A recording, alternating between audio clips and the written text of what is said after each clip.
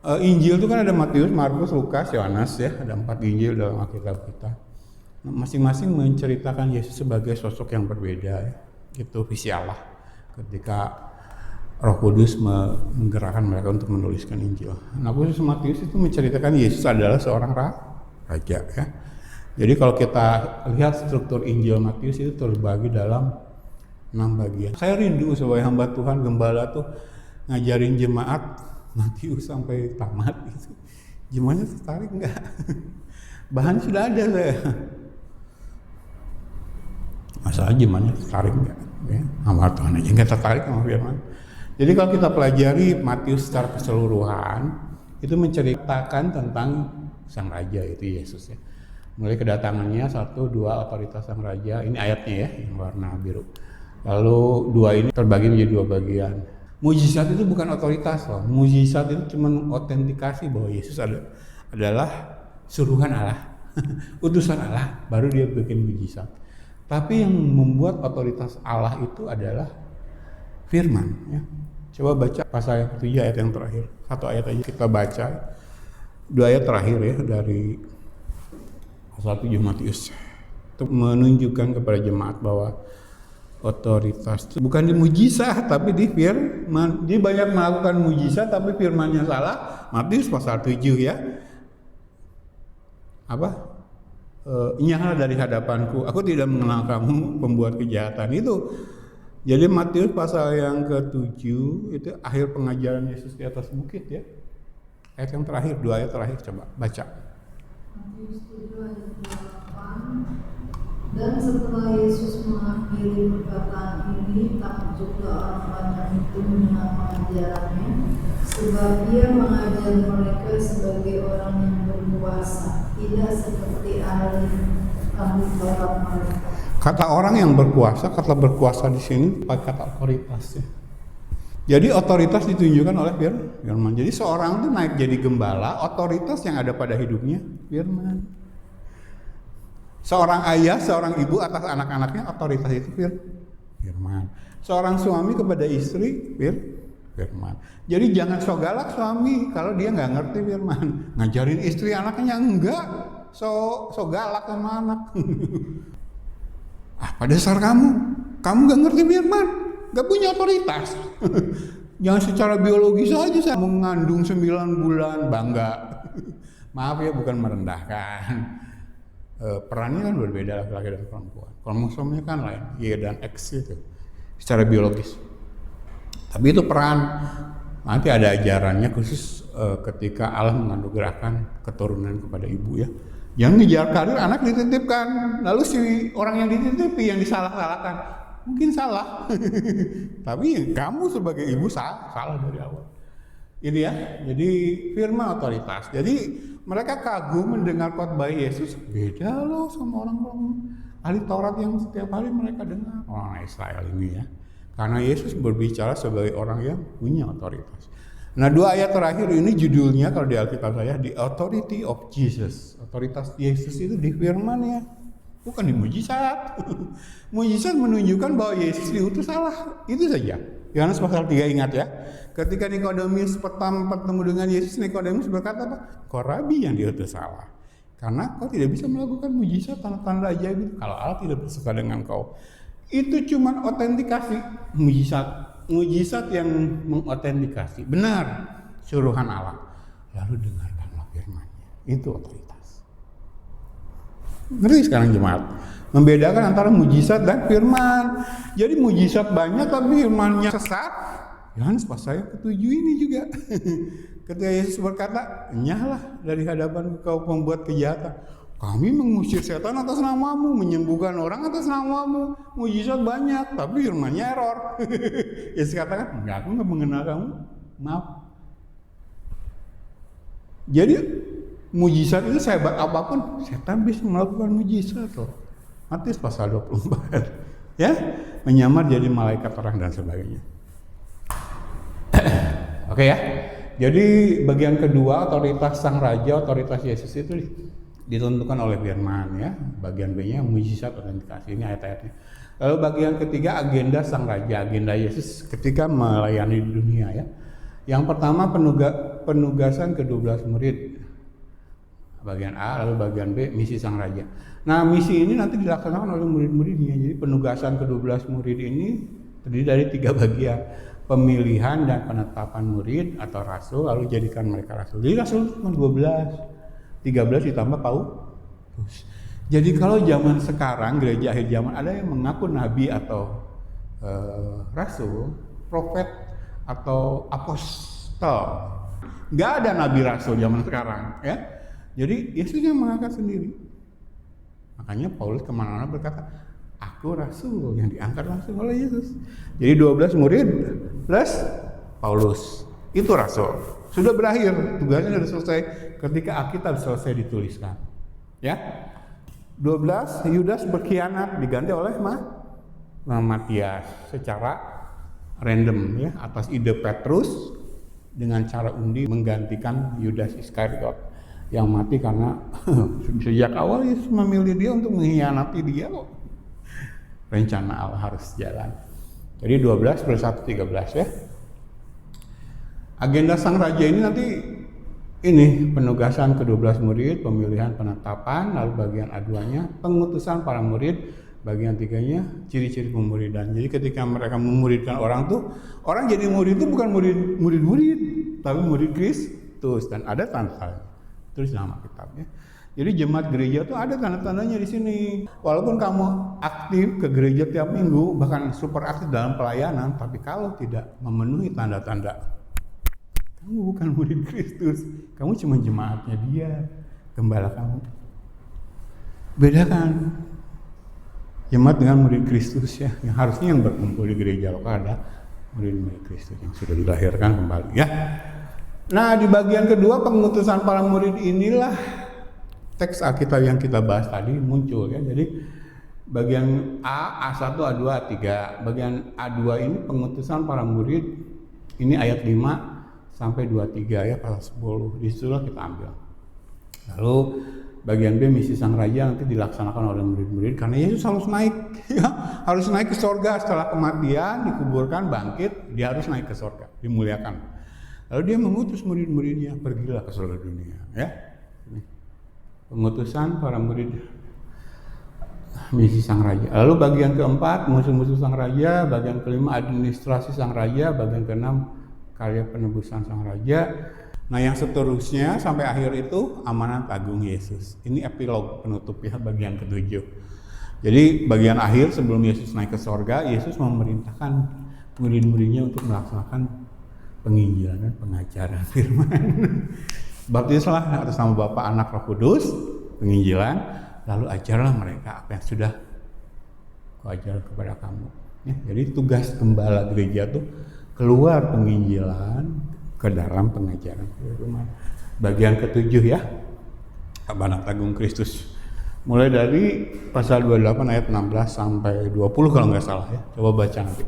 Jadi inilah struktur Injil Matius. Nah, yang kita bahas tadi ayatnya masuk ke bagian 3A, tapi A-nya A2, pengutusan para murid, ya. Ayat 5 sampai ayat 23. Itu yang kita baca ini. Jadi ketika Yesus mengutus para muridnya, ya.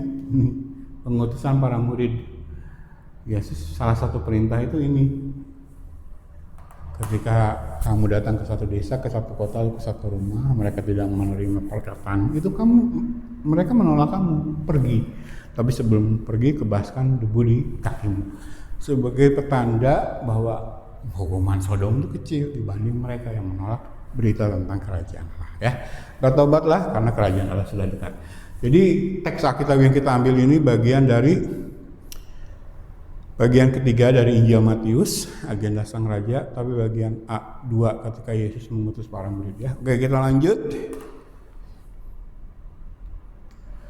Nah, Paulus dan Barnabas melaksanakan perintah Yesus. Ini beberapa teks yang saya ambil untuk contoh saja, ya. Contohnya Kisah Rasul 13, ya, 49 sampai 51.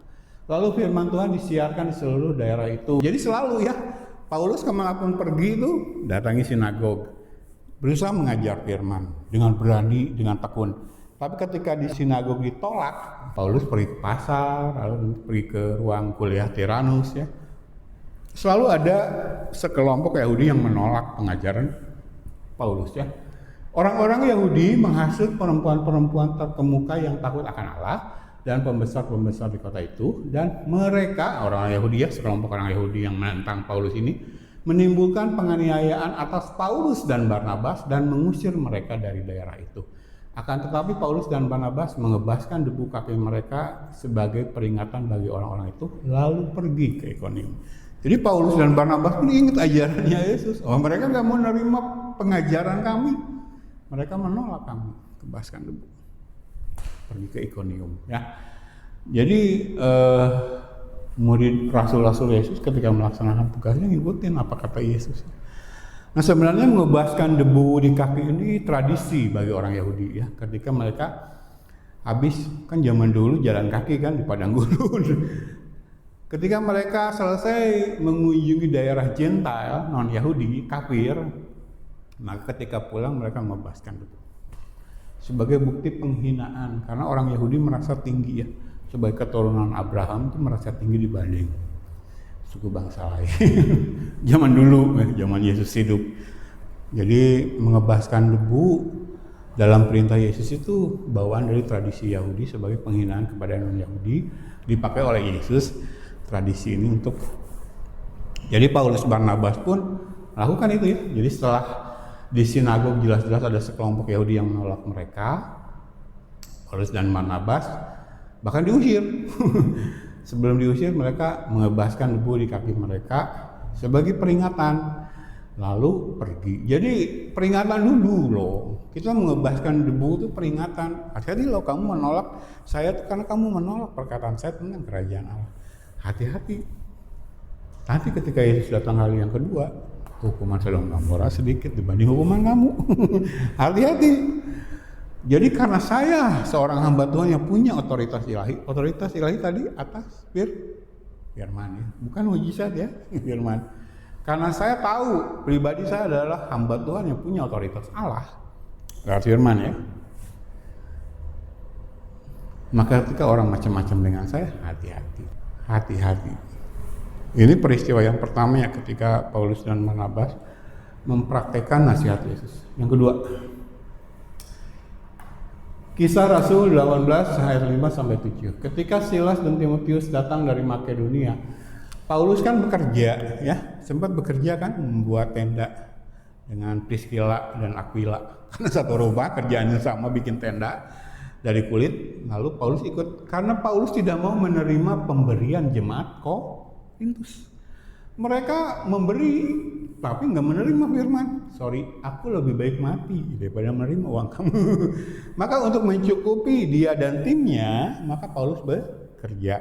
Tapi ketika Silas dan Timotius, Silas ini Silwanus ya, di bagian lain Alkitab Perjanjian Baru tulis Silwanus.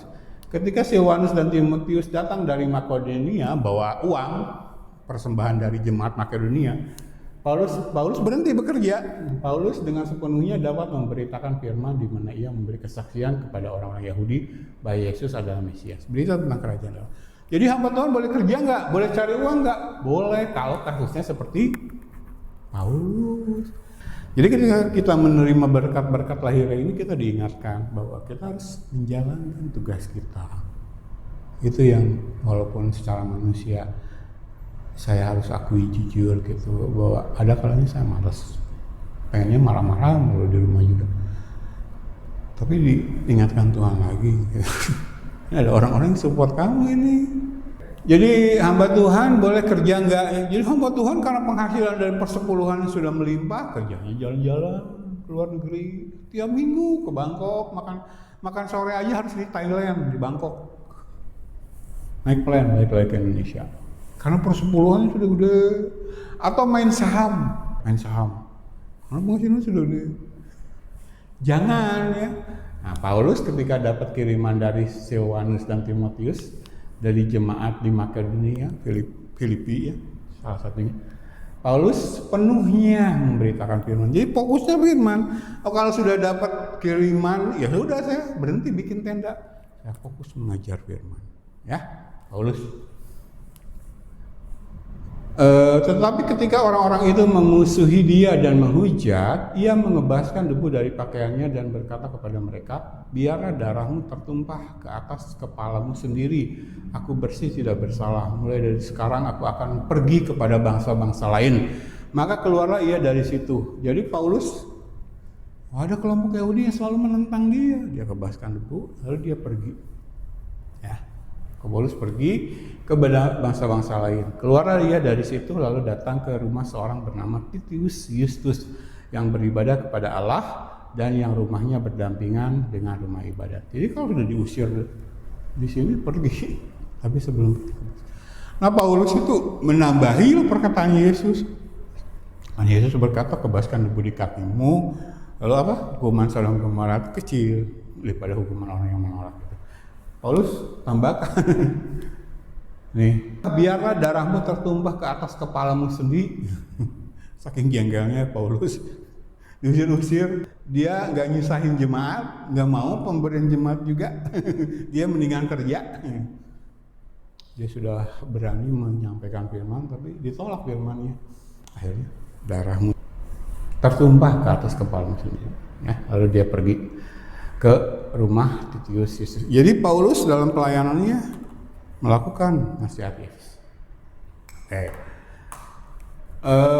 Selama 3 bulan, kisah Rasul 19. Selama 3 bulan Paulus mengunjungi rumah ibadat di situ dan mengajar dengan berani.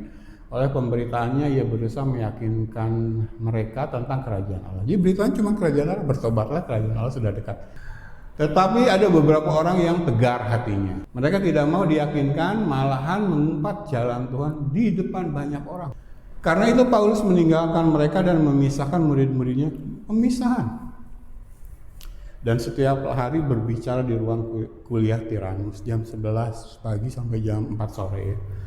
Hal ini dilakukannya 2 tahun lamanya sehingga semua penduduk Asia mendengar firman Tuhan, baik orang Yahudi maupun orang Yunani. Jadi diusir dari sinagog oleh sekumpulan Yahudi yang kemana-mana nentang. Nggak apa-apa, saya ngajar di tempat lain. Jadi Paulus ditolak di sinagog, rumah ibadah. Dia ke pasar, dia ke ruang kuliah Tiranus. Nah dari situ dia mengajar setiap hari. Jadi pagi dia mengerjakan membuat tenda dari kulit, menjual. Lalu jam 11 siang sampai jam 4 sore dia mengajar di kuliah. Siapa aja yang mau datang, mau belajar firman.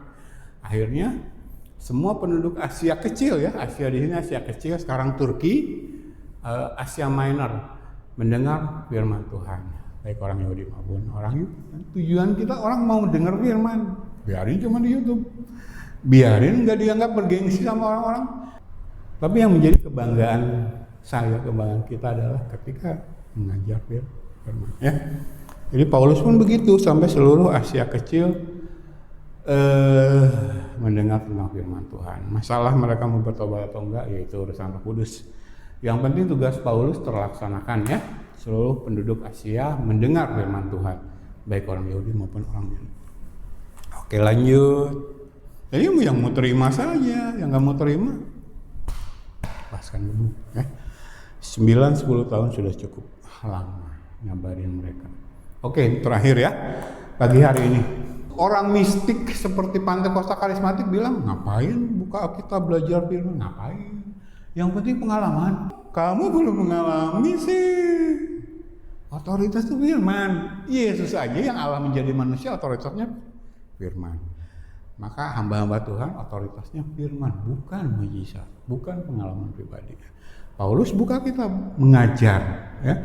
Ditolak di sinagog, dia cari tempat lain sampai seluruh Asia mendengar tentang firman Tuhan.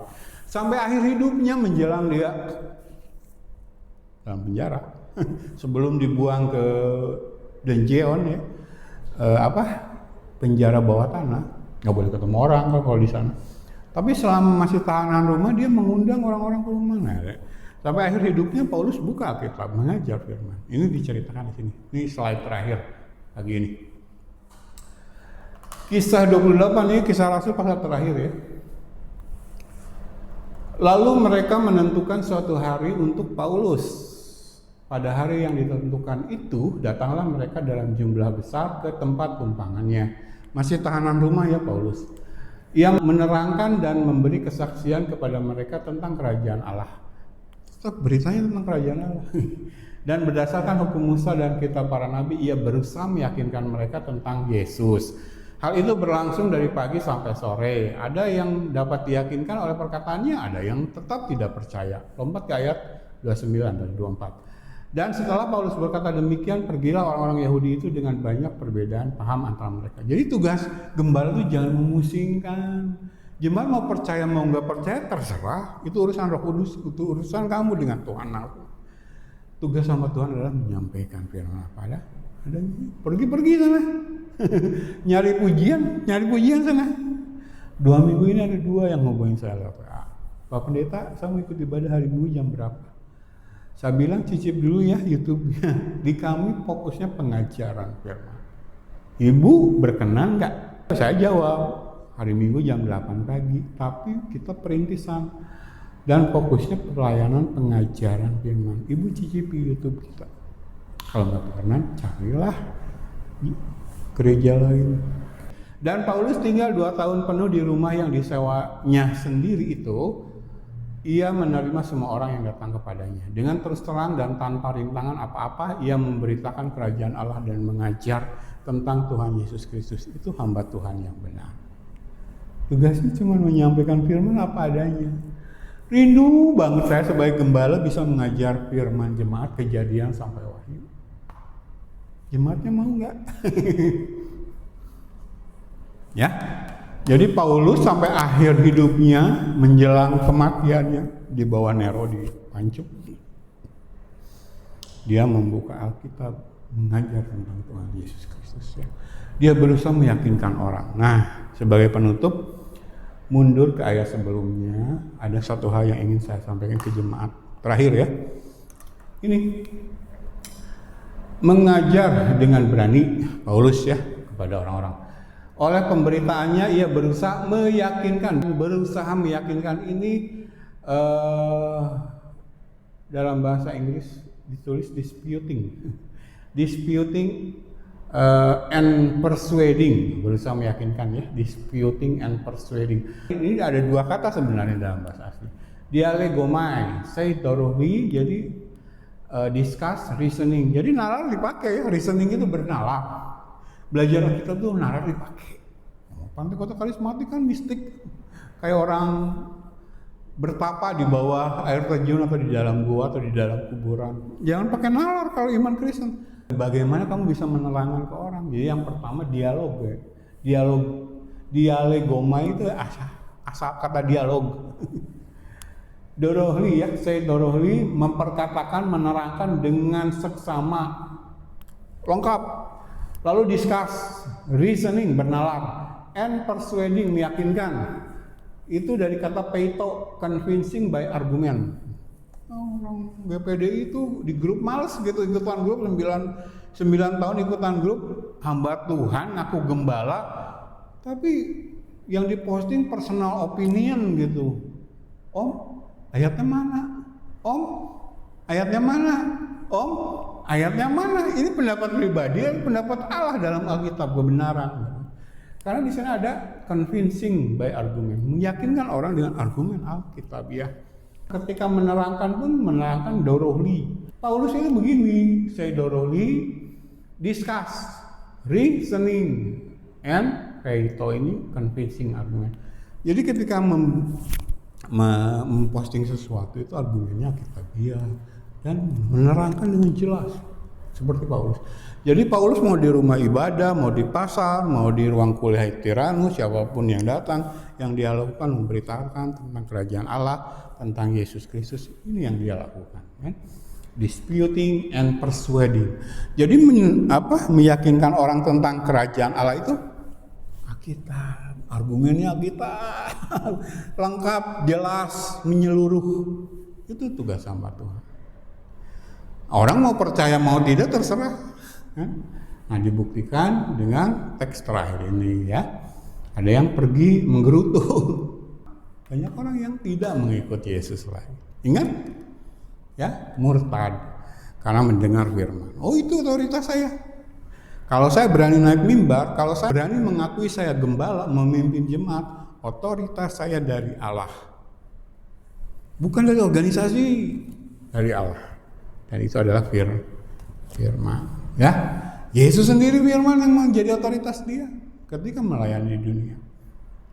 Kalau saya diberi karunia membuat mujizat yang tidak terjadi lagi sebenarnya setelah abad pertama gereja mula-mula, iblis bisa melakukan mujizat. Peringatan Yesus ya, Matius 24 eskatologi. Justru iblis memakai mujizat sebagai alat untuk meyakinkan ajarannya yang sesat. Ya, banyak orang terseret penyesatan. Makanya jangan kejar mujizat, kejar firman ya. Nah, Paulus memberitakan tentang kerajaan Allah, tentang Tuhan Yesus Kristus sampai akhir hayatnya. Paulus sampai akhir hayatnya membuka Alkitab. Jadi kalau orang Kristen zaman sekarang lewat Pentakosta Karismatik, kamu pakai nalar, iman gak pakai nalar. Pakai reasoning. Karena saya harus menjelaskan kepada orang, karena harus memberitakan tentang kerajaan Allah, tentang Tuhan Yesus, meyakinkan orang dengan argumen yang jelas dari Alkitab. Gak boleh asal, ya. Maka saya belajar pakai nalar, memberitakan pakai nalar. Ini yang Paulus lakukan sampai akhir hayatnya. Oke, pelajaran kita selesai ya. Paulus contoh orang yang sudah born again. Hamba Tuhan yang benar itu harus seperti Paulus ya, pekerjaan yang dilakukannya. Baik, mari bangkit berdiri, kita akan tutup ibadah kita. Kita bersyukur kepada Tuhan untuk setiap jiwa yang hadir, tapi kita juga bersyukur kepada Tuhan untuk setiap jiwa yang memutuskan untuk pergi dari tempat ini, apapun alasannya. Kita tidak menghakimi mereka, tapi kita menyayangkan bahwa pemahaman mereka tentang Kristenan, tentang ibadah,